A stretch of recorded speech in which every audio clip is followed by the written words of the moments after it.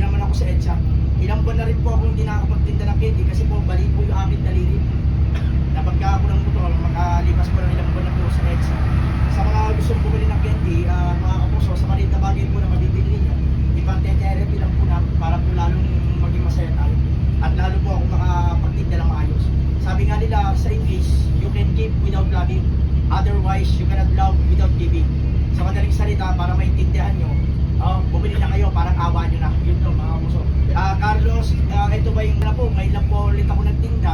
After all, lagi naman ako sa EDSA. Ilang buwan na rin po akong hindi nakakapagtinda ng candy kasi po bali po yung aking daliri. Napagka ako ng motor,